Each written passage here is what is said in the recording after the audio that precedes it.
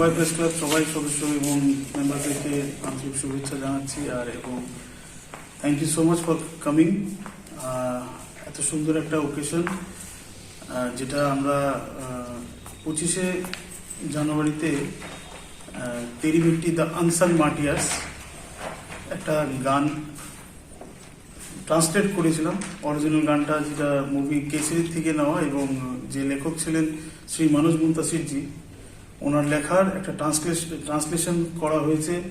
ওটার উপরেই আমি একটা গান গেলাম 6টা ভাষায়, যেটা ছিল হিন্দি, কব্বরক, বাংলা, মণিপুরি, মগ এবং চাকমা। 6টা ভাষার থেকে ট্রিবিউট দেওয়া হয়েছে মার্টিয়ার্সদেরকে, যারা মার্টিয়ার্স ত্রিপুরাতে শহীদ যারা আছেন ওনাদেরকে দেওয়া আছে। একটাই মেসেজ এই ভিডিওতে দেওয়া আছে, যে মেসেজ আপনারা হয়তো ভিডিওটা দেখেছেন যে 6টা ভাষায় এবং 6টা কালচার, ল্যাঙ্গুয়েজ এবং ট্রেডিশন নিয়েই দেওয়া।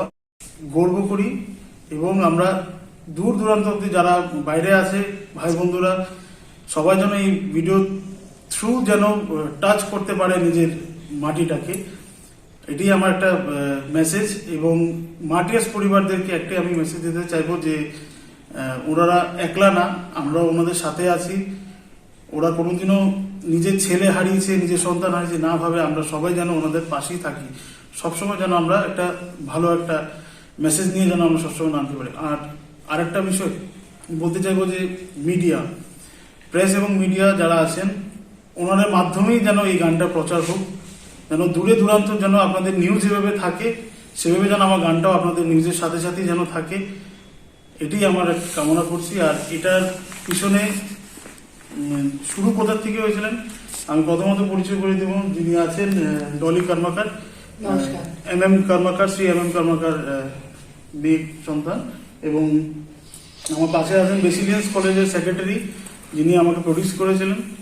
আর আমার বাবা পাশে আছে আমার মিসেস শ্যালি কর্মকার, এবং MM কর্মকার হয়েছেন আমার শ্বশুর মশাই, যিনি রিটায়ার্ড ইন্সপেক্টর BSF এ।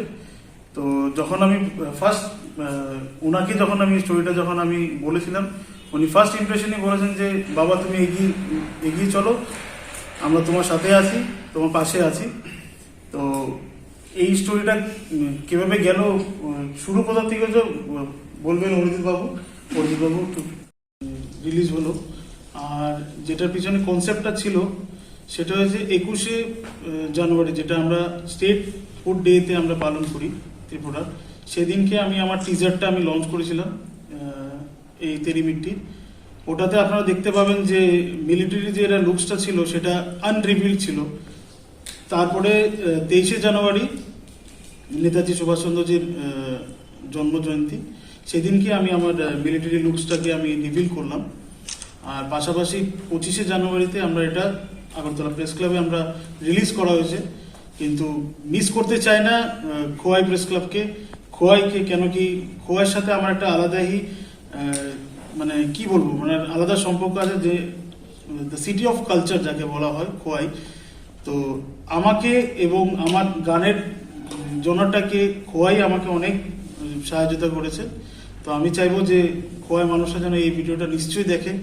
আর আমি খোয়াই প্রত্যেকটা মানুষকে বলবো যে এই ভিডিওটাকে লাইক করবেন, শেয়ার করবেন, আমাকে যেন আশীর্বাদ করবেন।